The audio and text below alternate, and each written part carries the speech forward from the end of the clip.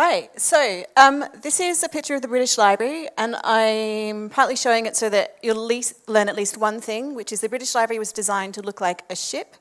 And the story is that the director of the library at the time had been in the Navy in World War II, but never got to command a ship, so now he gets to command a ship. But it's also sort of depressingly illustrative of the difficulties of turning around large institutions. But luckily, the library invests really heavily in digital preservation. There's a large community of people working on digital preservation. I would encourage any of you thinking about if there's any work that you want to explore in the world of technology, it's a great community to be part of, even if it's just so that you know the kinds of concerns they're facing, so that you can think about how your work continues to the maintenance, or contributes to the maintenance of digital resources. Okay, so I thought I'd quickly talk about what a cultural heritage technologist does. I'm a digital curator now, so I've sort of gone from technology and operations into curatorial. But basically my work is all about making collections available for use, whether that's individual items by digitizing images like these. We digitize a lot of books, manuscripts, maps, stamps. We work a lot with born digital formats. We have a web archive in the library. The UK Web Archive, if you have a UK website, particularly one where you haven't used a .uk domain name, you can go and nominate your site for inclusion in the web archive. If you know of community projects that don't have a .uk domain, please go and nominate them for collection in the UK Web Archive, because it's one fantastic way of ensuring that we can tell the stories about society now. There's an incredible amount of decay of websites online. A lot of resources aren't there a year later. So the Internet Archive is probably one that you've heard of, but it's also worth thinking about the stories that we can tell more locally. And a lot of the work that I do is about making collections computationally accessible so that people can apply digital scholarship methods, digital humanities methods. We're seeing a lot of work in STEM and social sciences. A lot of people are interested in data science and machine learning in cultural organisations. We do that work internally, but we're also keen to see what people can do with these resources externally as well. So we make as many resources as we can openly available.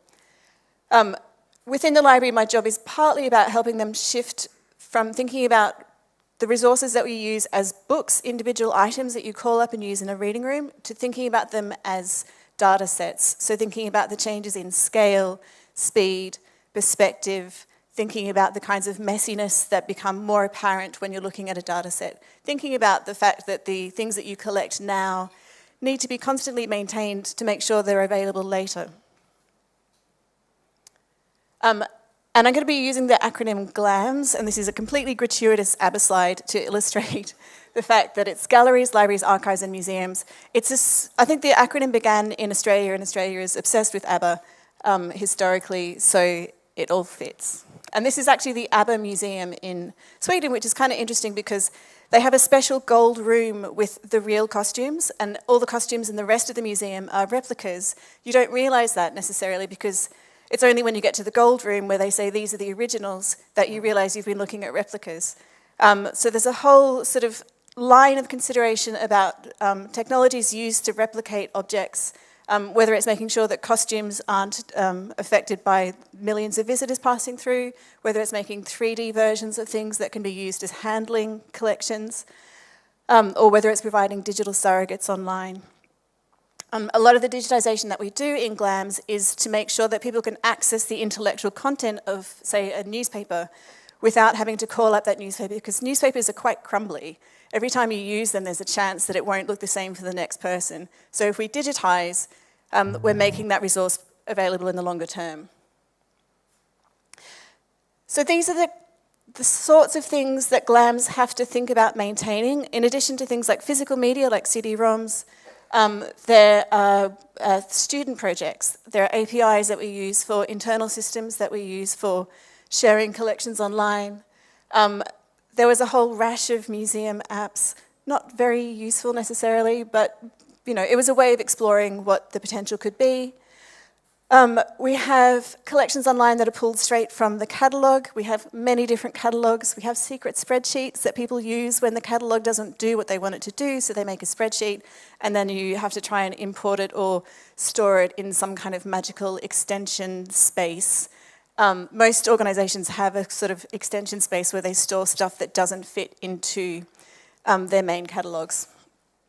We do a lot of work with students applying digital methods, so they're maybe not meant to live forever, but we need them to live long enough that we can learn the lessons from them, and perhaps that the students can use them in their portfolios.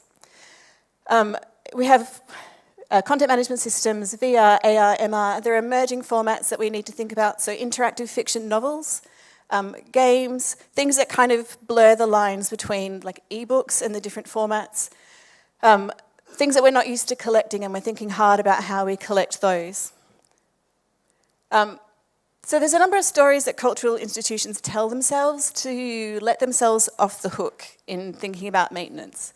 And one is that it's fine for social media content to be ephemeral. My PhD was in history, and I relied extensively on things that were considered ephemeral then. If we don't collect the ephemera, so the bits and bobs that we produce to promote an event like this, that we produce to promote exhibitions, education programs, then we can't tell those stories. A lot of digital activity happens in marketing departments, particularly in smaller institutions, and they're not necessarily trained to think about long-term preservation and sustainability. So they just sort of think that something's done its job when the project launches, where from my point of view, we need to keep it a bit longer so that we can tell the story of how that project came to be. And really this third point is the key tension where we have limited resources. I worked out in one job I was spending 85% of my time working with legacy systems. That meant I had less than a day a week to work with to create new systems. So it's really hard to meet that challenge of being a cool, innovative museum if you've only got a limited amount of time each day. A lot of institutions don't realise that software needs maintenance because there aren't enough people at senior levels with that expertise in digital technologies or thinking about software. So it sort of comes as a shock to people that they actually need to invest in maintenance. Similarly, they don't realise that software is part of a network of dependencies on libraries, on servers, on someone's credit card, on an AWS system. Also, that user expectations change over time. So whenever Facebook makes a sort of major change, people's expectations of what cultural organisations do with images, how accessible they are, how they can be reused, that changes. Things start to get a kind of an old look that means that we maybe don't seem as relevant, even if the content's still good. There's also this idea that we've inherited from the world of creating exhibitions where you work really, really hard up to launch. You sort of kill yourself. Launch day happens, you have a glass of champagne, you go home, have a little breakdown or a rest, and then you start working on the next exhibition. It's this sort of really lumpy timeline of work, where work in software tends to be more, you might work really hard in the lead up to something, but you know that as soon as you launch something, you're going to get feedback, you're going to get change requests, you're going to get people asking you, what if you did this, what if you did that?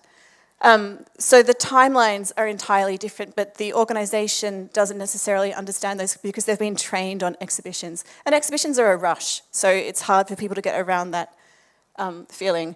And then there's this kind of like, well, it's not my problem. Someone set up this system and, I don't know, has it got people's personal data in it? Does anyone still use it? They left, doesn't really matter.